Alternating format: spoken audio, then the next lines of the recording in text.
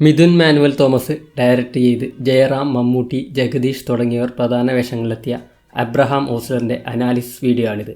ചെറിയ ചില സ്പോയിലേഴ്സ് ഉണ്ടാകും. അപ്പോൾ നേരെ വീഡിയോയിലേക്ക് കടക്കാം. തിയേറ്ററിൽ ചിത്രം മോശമല്ലാത്ത വിജയം നേടിയെങ്കിലും ഓസ്ലറിനെ ഒരു മികച്ച ത്രില്ലർ എന്ന് പറയാനാകില്ല. അതിൻ്റെ കാരണങ്ങൾ നമുക്കൊന്ന് പരിശോധിച്ച് നോക്കാം. സംവിധായകൻ തന്നെ പറഞ്ഞിട്ടുള്ളത് ഇതൊരു ഇമോഷണൽ ഡ്രാമ ത്രില്ലർ എന്നാണ്.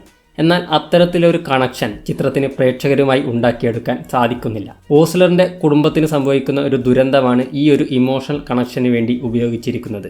ഭാര്യയും മകളും നഷ്ടപ്പെട്ട് വളരെയധികം ഡിപ്രഷനിലായ, ഉറക്കമില്ലാതായ, ഹാലൂസിനേറ്റ് ചെയ്യാൻ വരെ തുടങ്ങിയ കഥാപാത്രമായാണ് ജയറാമിനെ അവതരിപ്പിച്ചിരിക്കുന്നത്. പക്ഷേ സിനിമ മുന്നോട്ട് പോകെ ആ ഒരു ഷെയ്ഡ് കുറഞ്ഞു പോകുന്നതായി കാണുന്നു. ഇത്തരത്തിലുള്ള ഒരാൾ കേസ് അന്വേഷിക്കുമ്പോൾ അയാൾക്ക് നേരിടേണ്ടി വരുന്ന ബുദ്ധിമുട്ടുകൾ ഒന്നും ചിത്രത്തിൽ കടന്നു വരുന്നില്ല.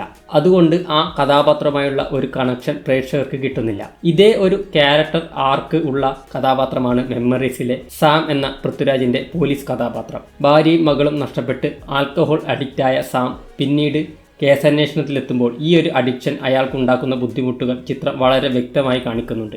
കില്ലറിനെ മുന്നിൽ കിട്ടിയിട്ടും ഒന്ന് വ്യക്തമായി ഫയർ ചെയ്യാനാവാതെ അയാളെ ചേസ് ചെയ്ത് പാതി വഴിയിൽ തളർന്നു വീഴുന്ന സാമിൻ്റെ രംഗം ചിത്രത്തിലെ മികച്ച രംഗങ്ങളിൽ ഒന്നായിരുന്നു. തുടർന്ന് ആ ക്യാരക്ടർ പടിപടിയായി അഡിക്ഷൻ മാറ്റിയെടുക്കുന്നതും സിനിമയുടെ ഒടുക്കമാകുമ്പോഴേക്കും ആ ഒരു ക്യാരക്ടർ ചേഞ്ചും കാണുന്നുണ്ട്.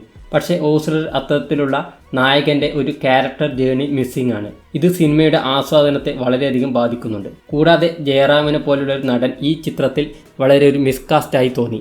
ആ ഒരു ക്യാരക്ടറിനെ ഫലിപ്പിക്കാൻ അദ്ദേഹത്തിനായില്ല.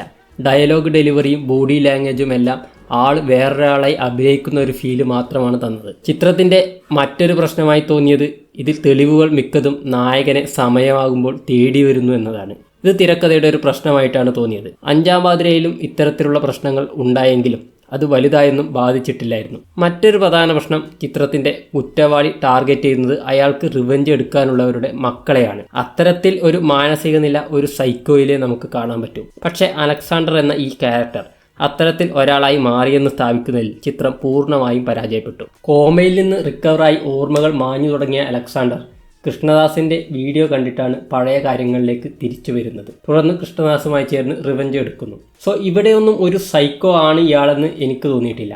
മമ്മൂക്കയുടെ ഈ ഒരു ക്യാരക്ടർ ഇൻട്രോ സീനിൽ ഒരു ഗൂസ് ബം മൊമെന്റ്സ് തന്നു എന്നല്ലാതെ കാര്യമായൊന്നും മമ്മൂക്കയ്ക്ക് ഈ ചിത്രത്തിൽ ചെയ്യാനുണ്ടായിരുന്നില്ല. ഇതുകൂടാതെ ഫ്ലാഷ് ബാക്ക് സീൻ ഒരുപാട് വലിച്ചു നീട്ടിയതായി തോന്നിയിട്ടുണ്ട്.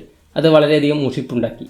പക്ഷേ ഈ സീനുകളിലെ അഭിനേതാക്കൾ എല്ലാം തന്നെ മികച്ച പ്രകടനം കാഴ്ചവെച്ചിട്ടുണ്ട് എന്നത് എടുത്തു പറയണം. പ്രത്യേകിച്ച് ജഗദീഷ്, മമ്മൂട്ടി ഇവരുടെ ചെറുപ്പം ചെയ്ത നടന്മാർ. കൂടാതെ അനശ്വര രാജനും ഈ സീനുകളിൽ ഗംഭീര അഭിനയം കാഴ്ചവെച്ചിട്ടുണ്ട്. കില്ലർ ആരാണെന്ന് അറിഞ്ഞിട്ടും പിന്നീട് സിനിമയെ ഒരുപാട് നേരം വലിച്ചു നീട്ടിയത് വെറുതെയായിരുന്നു തോന്നി. സിനിമയുടെ ആദ്യ ഭാഗത്ത് പറഞ്ഞ തക്ഷകന്റെ കഥയും അത് ക്ലൈമാക്സുമായുള്ള കണക്ഷനും ഒന്നും വലിയൊരു ഇമ്പാക്റ്റ് ഉണ്ടാക്കിയില്ല എന്ന് വേണം പറയാൻ. അവസാനം രണ്ടാം ഭാഗത്തിലേക്കുള്ള ഒരു ലീഡും കൊടുത്ത് സിനിമ രക്ഷപ്പെടുകയാണ് ചെയ്തത്.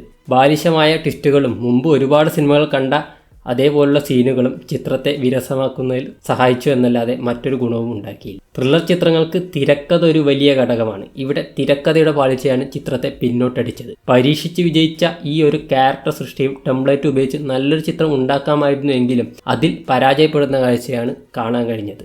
നിറക്കൂട്ടിലെ പൂമാനമേ എന്ന് തുടങ്ങുന്ന ഗാനത്തിൻ്റെ പ്ലേസിംഗ് വളരെ മികച്ചതായി തോന്നി. ആ ഭാഗം മികച്ചതായി ആസ്വദിക്കാനും പറ്റിയിട്ടുണ്ട്. നിങ്ങൾ ഓസ്ലർ കണ്ടതാണെങ്കിൽ നിങ്ങളുടെ അഭിപ്രായം രേഖപ്പെടുത്തുമല്ലോ. ഇതെൻ്റെ വ്യക്തിപരമായ അഭിപ്രായം മാത്രമാണ്. നിങ്ങളുടെ അഭിപ്രായം കമൻറ്റ് ബോക്സിൽ കുറിക്കുക. മറ്റൊരു വീഡിയോയുമായി വീണ്ടും കാണാം.